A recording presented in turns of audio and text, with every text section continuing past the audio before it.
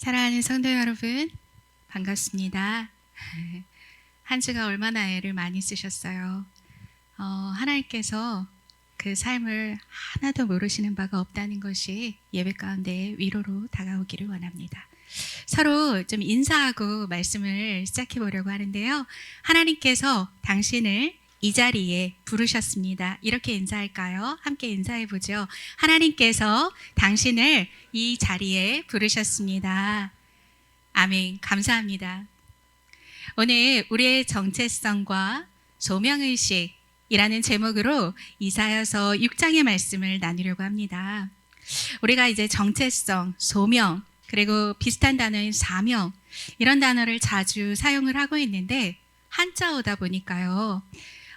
우리 친구들에게 그 뜻이 명료하게 다가오지 않을 것 같아요. 그래서 먼저 단어의 정의를 좀 하고 오늘 본문으로 들어가려고 해요.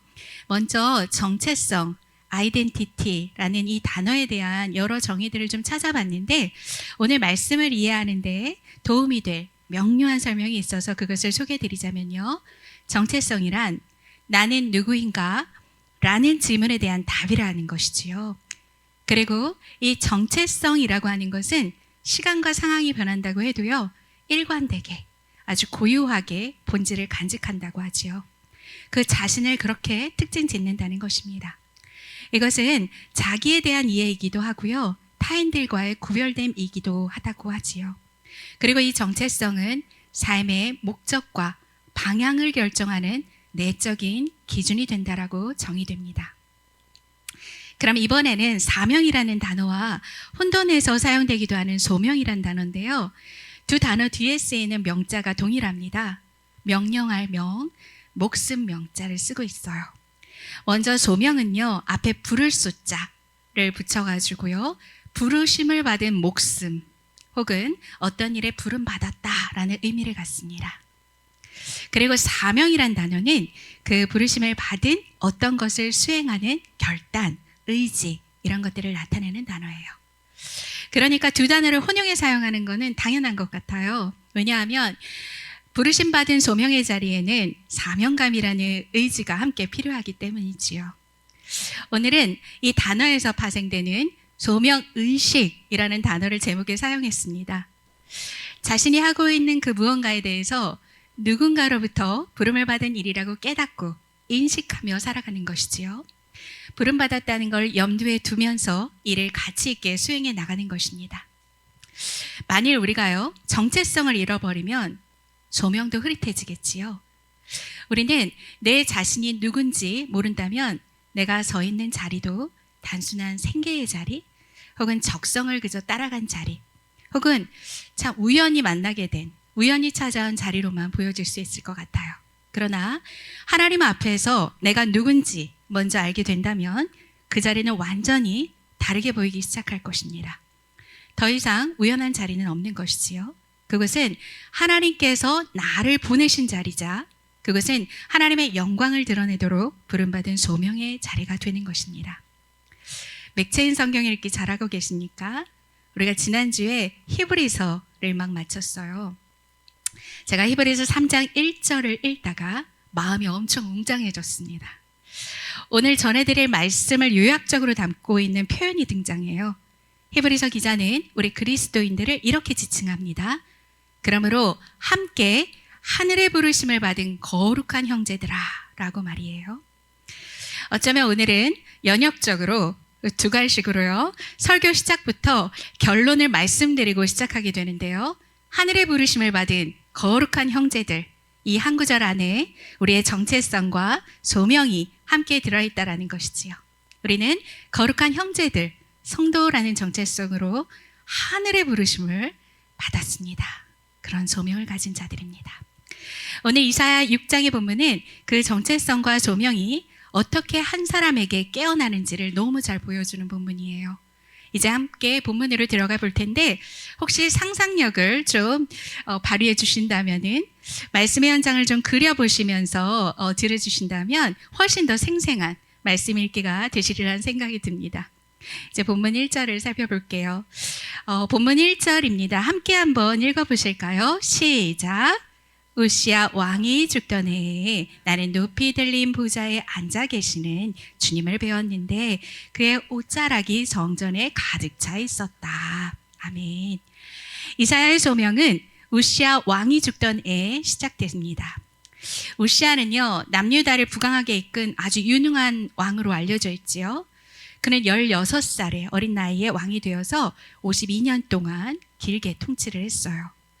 하나님께서는 그가 하나님을 찾을 동안에 그를 강하게 붙잡아 주셨습니다. 그리하여서 남유다가 대단히 부강하고 형통하게 섰어요. 당시는 군사적으로 대단히 강했고 경제적으로 번영을 했지요.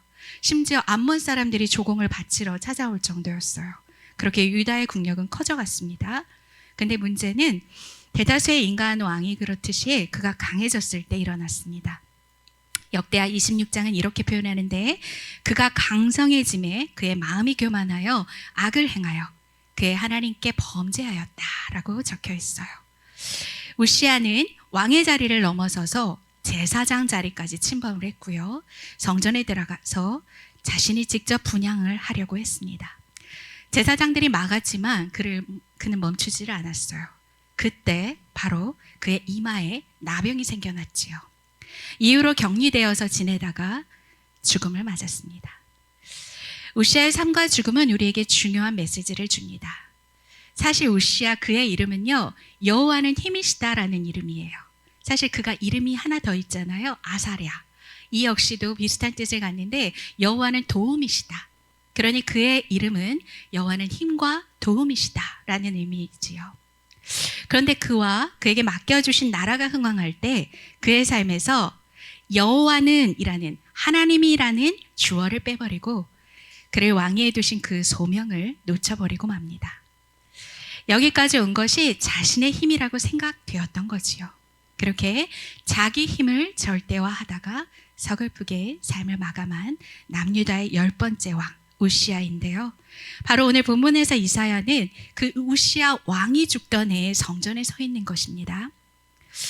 우시야가 병들기 전까지 남유다가 너무너무 강성을 했거든요. 또 그가 몰락하면서 나라가 함께 쇠퇴했기 때문에 백성들에게도요, 백성의 한 사람인 이사야에게도 우시야의 죽음은 나라를 잃는 듯한 절망일 수밖에 없었습니다. 그 절망 중에 찾은 성전에서 하나님은 이사야에게 하늘 성소의 환상을 보여주셨어요. 하나님께서 높이 들린 보좌에 앉아 계셨습니다. 하나님의 옷자락은 성전에 가득하였습니다. 왕이 사라져서 온 나라가 흔들리던 때인데요. 가장 높은 곳에서 온 세상을 진짜 다스리고 계신 분이 누구신지를 이사야로 하여금 바라보게 하신 것이지요.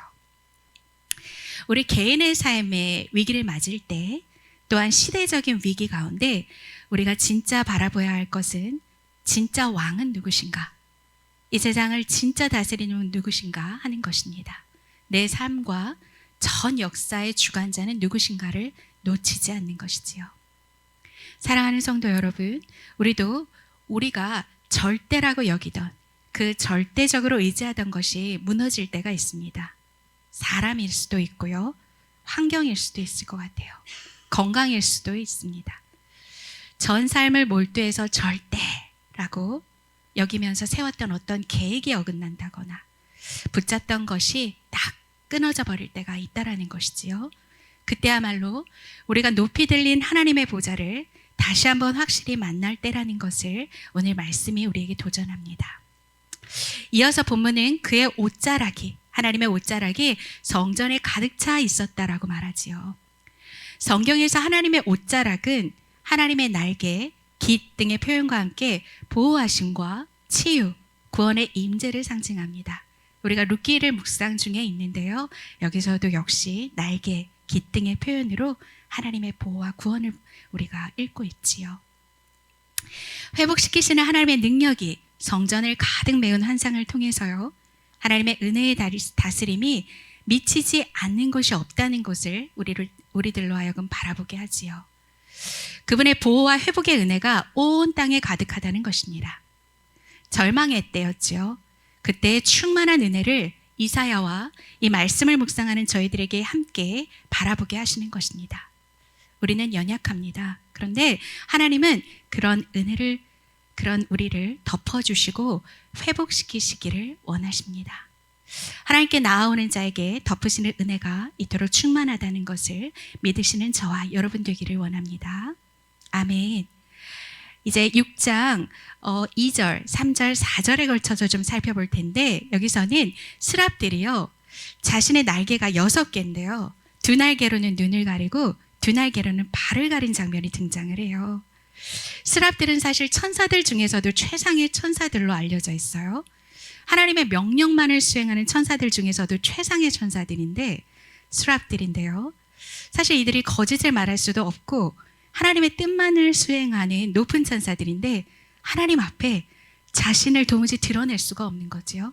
가릴 수밖에 없다고 한다라면, 천사마저 하나님 앞에서 자신을 가려야 한다라면 하물며 사람은 하나님의 영광 앞에 얼마나 더 부끄러운 존재들일지를 생각하는 대목이 되었습니다. 하나님 영광 앞에서 감히 누구도 자신을 드러낼 수 없다는 것이지요. 그렇게 자신을 가리고 스랍들이 외치는데요. 거룩하다, 거룩하다, 거룩하다. 성경에서 이 거룩은 도덕적 순교를 넘어서는 단어입니다. 완전히 구별될 때 사용되는 의미지요.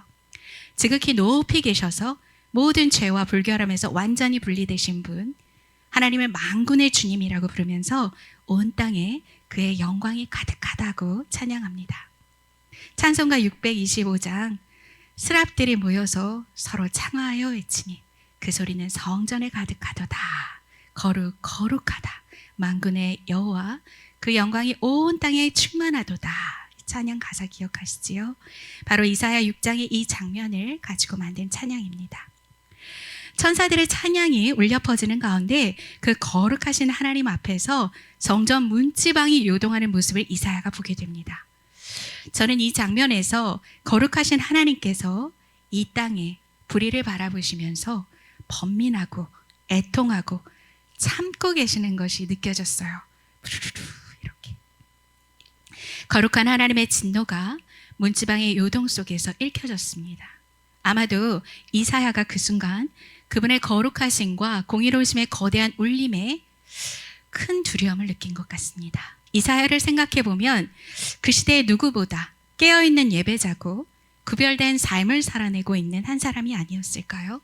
그런데 그런 이사야임에도 불구하고 마치 스랍들조차 도무지 그들의 얼굴과 발을 하나님 앞에서 드러낼 수 없었듯이 이사야는 그 자리에서 탄식합니다. 5절에 이렇게 말하지요. 화로다 나여 망하게 되었도다.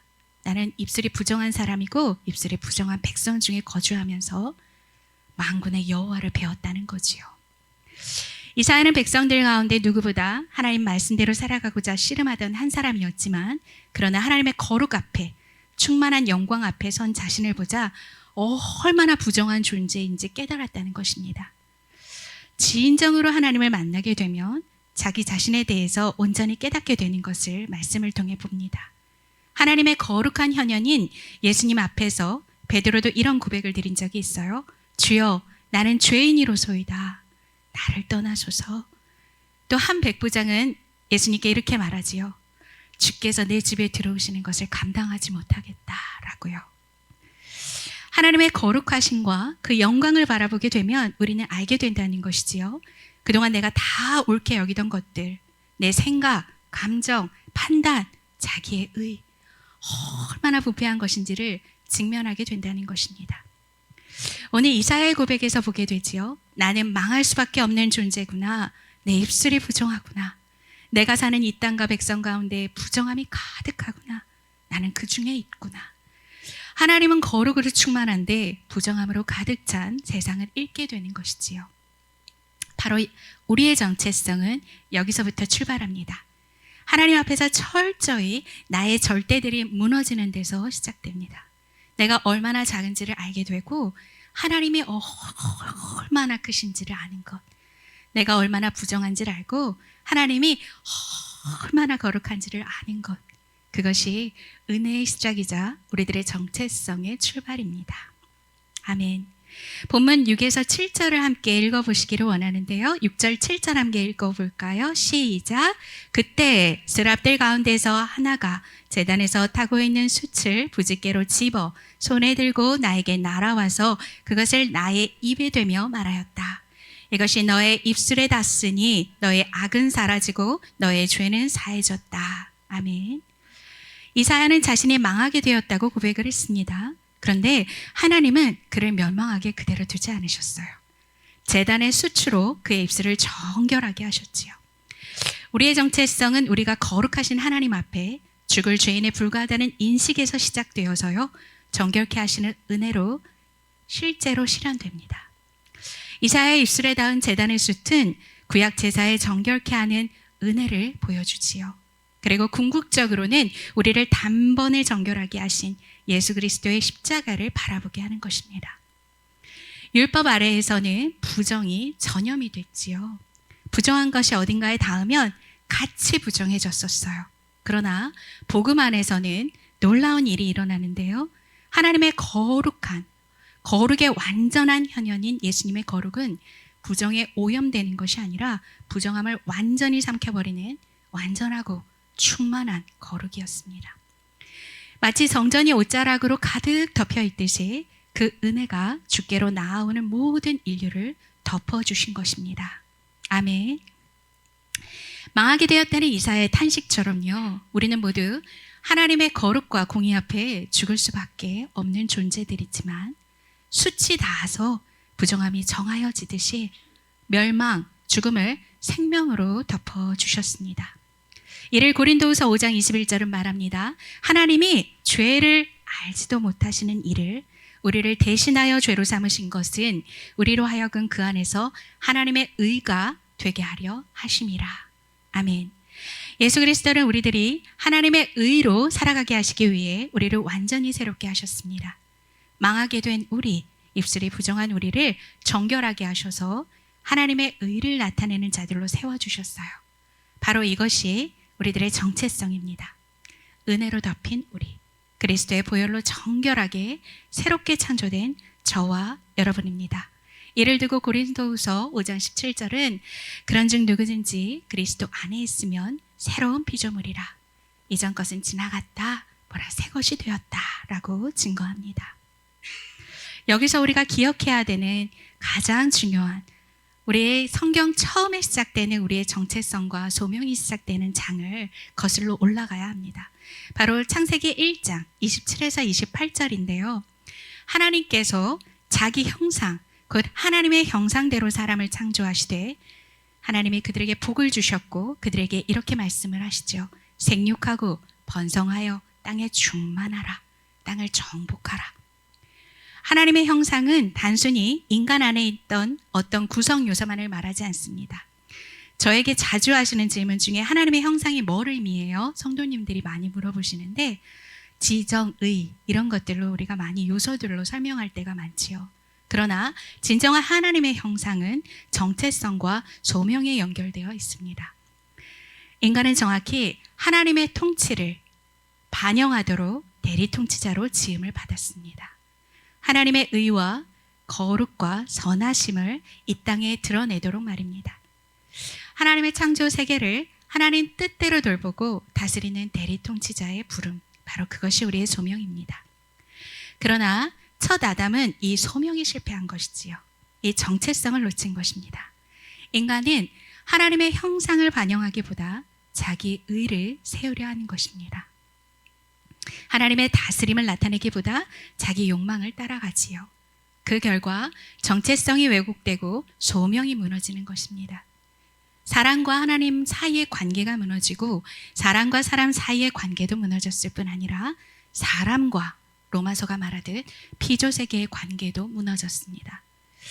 오늘 우리가 바라보는 세상의 고통도 여기서 비롯되지요. 여러 재해들, 전쟁, 관계의 파괴, 공동체 붕괴, 폭력. 사실 이 모든 것은 인류가 자기 의를 추구한 결과 무너진 피조세계의 탄식과 같습니다. 그러나 하나님은 지극히 거룩하셔서 성전 분지방이 요동치고 있듯이 세상을 바라보시고 번민하시지만 동시에 마치 성전에 가득한 옷자락과 같은 충만한 사랑이시기에 새 아담이신 예수 그리스도를 세상에 예비해 주셨습니다. 우리에게 보내주신 예수님은 하나님 형상의 본체이지요. 예수님은 하나님이 어떤 분인지를 가장 완전하게 드러내신 분이시자 우리를 거룩해 하시는 참된 성전이십니다. 그 예수님 안에 들어갔을 때 우리는 새롭게 창조되는 것입니다. 에베소서 4장은 말합니다. 하나님의 형상을 따라 참 의로움과 참 거룩함으로 지으심을 받은 새 사람을 입으십시오. 아멘. 우리는 그리스도 안에서 새 사람을 입는 자들입니다. 하나님의 형상이 회복되는 자들이며 의와 진리의 거룩함으로 새롭게 지어지는 자들입니다. 그러므로 우리의 소명은 정확히 우리 삶 속에 하나님의 형상을 반영해서 하나님의 통치를 드러내는 것입니다. 하나님의 의와 거룩함이 우리가 선 자리마다 흘러가게 하시기 위해서 우리를 새롭게 해주시고 우리를 불러주신 것입니다. 소명, 부름받은 목숨, 바로 새 생명이지요. 이제 본문 8절인데요. 함께 한번 읽어보실까요? 8절입니다. 시작. 그때 나는 주님께서 말씀하시는 음성을 들었다. 내가 누구를 보낼까? 누가 우리를 대신하여 갈 것인가? 내가 아뢰었다. 제가 여기 있습니다. 저를 보내어 주십시오. 아멘. 우리는 오늘 본문에서 중요한 흐름을 발견하게 됩니다. 먼저 하나님의 거룩하심을 보았어요. 그러자 자신의 부정함을 깨달았습니다. 그렇게 멸망으로 끝나버리는가 했더니 정결케 하시는 은혜를 입히셨습니다. 그리고 조금 전 함께 읽은 8절, 그 후에 하나님 음성이 들리는 것입니다. 누가 우리를 대신하여 갈고 하나님의 뜻을 나타낼 대리 통치를 말씀하는 것이죠. 우리라고 지칭되는 삼위 하나님은 사람을 찾고 계십니다. 자기 뜻을 위해서 하나님을 사용하는 사람이 아니라 이 땅을 지으신 분, 하나님의 창조 목적을 위해서 자기 시간, 재능, 손과 발과 입술을 들이는 사람을 찾고 계세요. 제가 처음 이 구절을 암송했을 때가 생각이 나는데 그냥 평소에 이 구절을 살짝 보았을 때 누가 갈고일 줄 알았어요. 그랬는데 누가 우리를 위하여, 우리를 대신하여 갈고이더라고요. 암송하다 보면 한 어절 한 어절을 우리가 곱씹게 되잖아요. 그러면서 곰곰이 생각을 해봤어요. 자신의 성공과 자기 성취를 위해서 결국 나 자신을 위해서 가는 이들은 많구나. 그렇지만 정작 하나님의 의를 나타내기 위해서 나가는 이들은 여전히 부족한 것이 아닐까. 여전히 하나님께서 그런 자들을 찾고 계시겠구나 라는 생각이 들었던 시간이 오늘 본문 묵상하면서 떠올랐습니다. 오늘 본문을 자세히 묵상해 보니까 어떻습니까? 하나님의 은혜를 확실히 경험한 사람은 하나님이 찾으시는 그런 사람, 예수님을 따라서 하나님의 형상됨을 구현해낼 수 있겠지요. 은혜를 입은 자의 자연스러운 반응, 내가 여기 있나이다, 나를 보내소서라고 이사야가 대답한 것입니다. 그렇습니다. 정체성을 온전히 깨닫게 되면 자연스럽게 부르심에 응답하는 소명으로 이어진다는 것을 보게 됩니다. 하나님의 크고 거룩하심을 보고 그 앞에 나의 작음과 제됨을 알게 되고 멸망할 수밖에 없는 나를 덮으신 은혜를 경험했다면 이제 우리는 이렇게 하나님께 여쭈어야 할 것입니다. 주님, 나를 통해 무엇을 하기 원하십니까? 주님, 이 자리에 나를 두신 뜻은 무엇입니까? 주님, 내가 이 사람에게 어떻게 하기를 원하시지요? 이러한 끊임없는 하나님 앞의 질문들은 우리들을 소명의식으로 늘 깨어있게 도와줄 것입니다. 우리는 종종 소명받았다는 말을 특별한 사람에게 사용하고 있어요. 목회자, 선교사, 사역자에게만 소명이 있다고 생각을 합니다. 물론 특별한 직분과 사역의 부르심이 있습니다. 그러나 성경은 모든 그리스도인들이 부르심받은 자라고 말합니다. 오늘 말씀을 시작하면서 히브리서 3장 1절을 말씀드렸습니다. 함께 하늘의 부르심을 받은 거룩한 형제들이라는 표현이었지요. 우리 모두가 하늘의 부르심을 받은 사람입니다. 너무 웅장하지요? 우리 모두는 거룩한 형제들이에요. 그렇게 갈아입혀 주셨지요.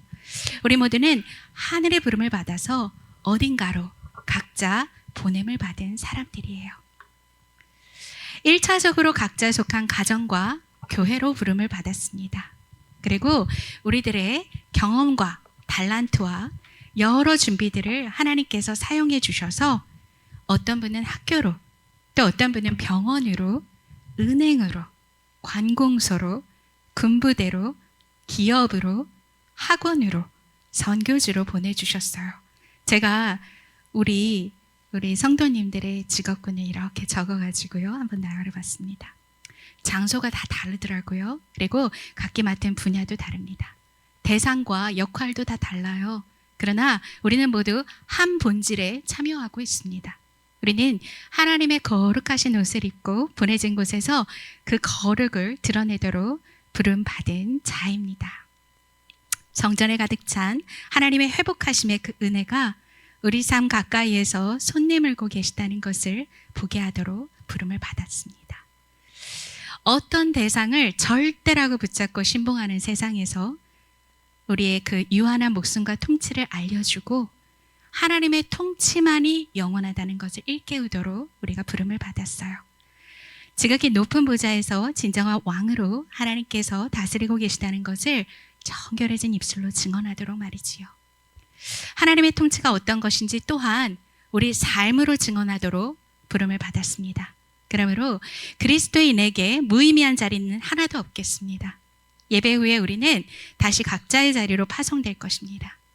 매주일 예배는 끝내는 시간이 아니라 선교의 시작이지요. 주일로부터 달력이 시작되듯이요. 우리는 세상으로부터 불러냄을 받았습니다. 그리고 다시 세상으로 보냄을 받습니다. 그 사이에 하나님은 우리를 정결하게 해주세요. 준비를 시키지요.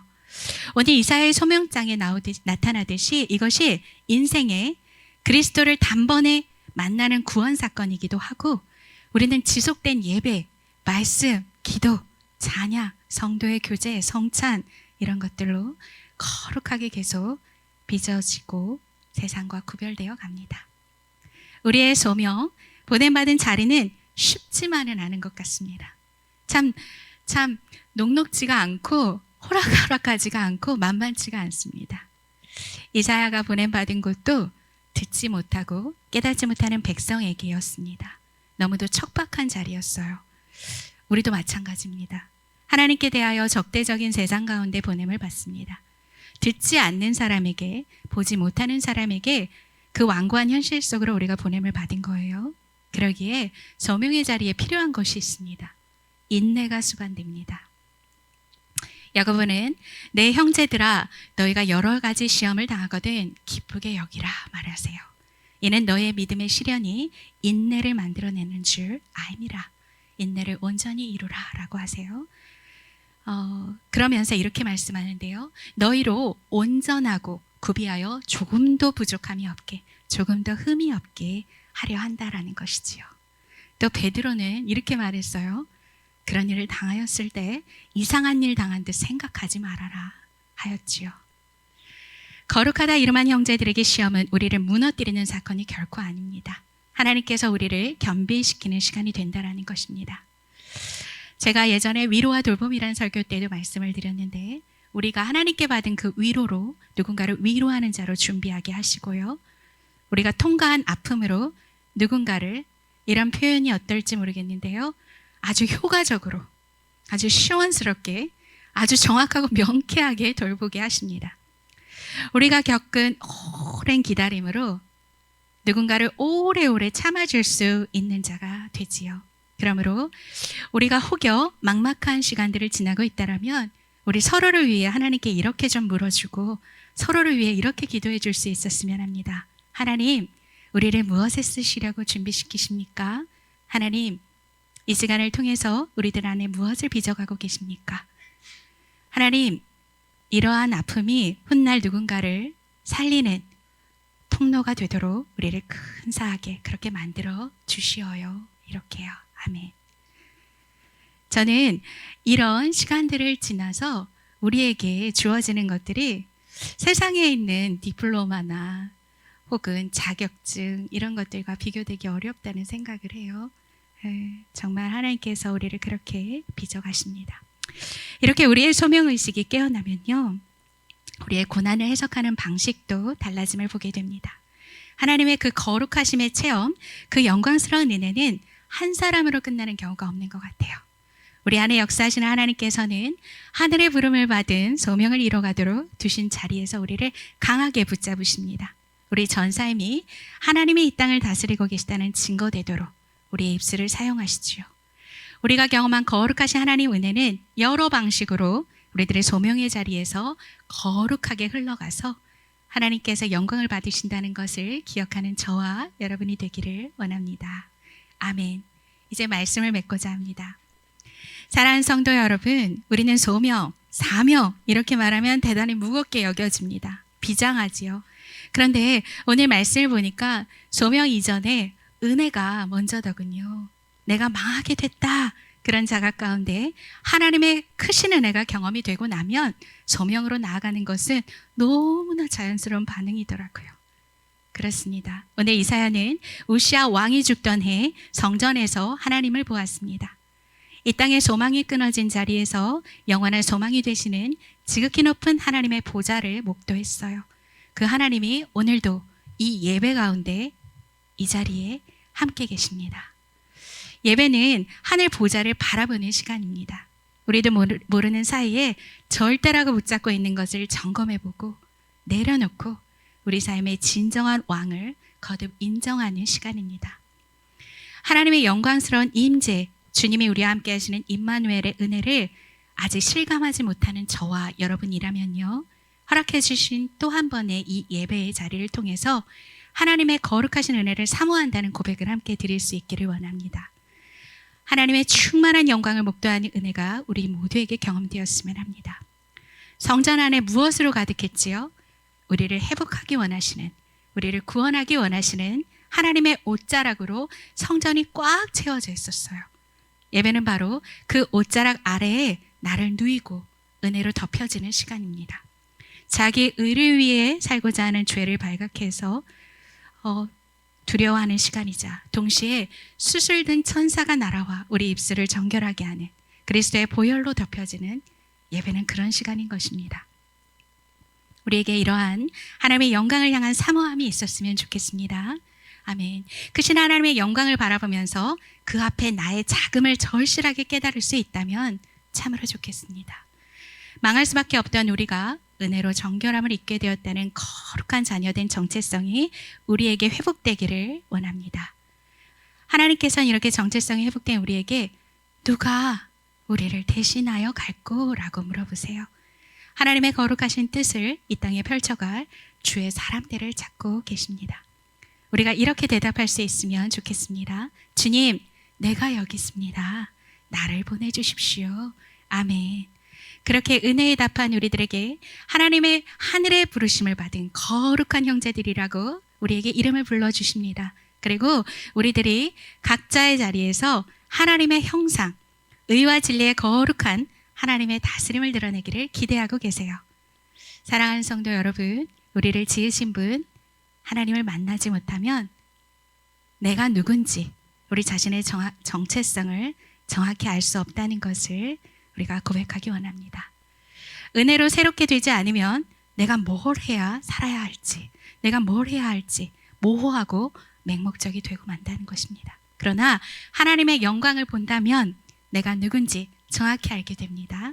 그리스도의 십자가를 보면 내가 어떤 은혜를 입었는지 깨닫습니다.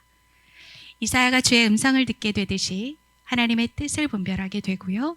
내가 어디로 보냄을 받아서 무엇을 이루어야 할지 비로소 소명을 인식하며 살아가게 됩니다. 오늘 거룩한 빈 예수마을교회 이 예배가 모두에게 그런 시간이 되기를 축원합니다.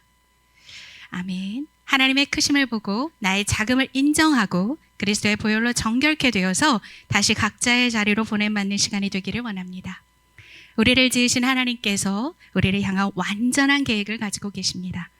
우리를 지으신 분의 손에 우리 삶을 맡길 때 우리는 서 있는 자리마다 하나님의 의와 진리의 거룩함을 드러내고 우리를 지으신 목적을 이루며 살아가게 될 것입니다.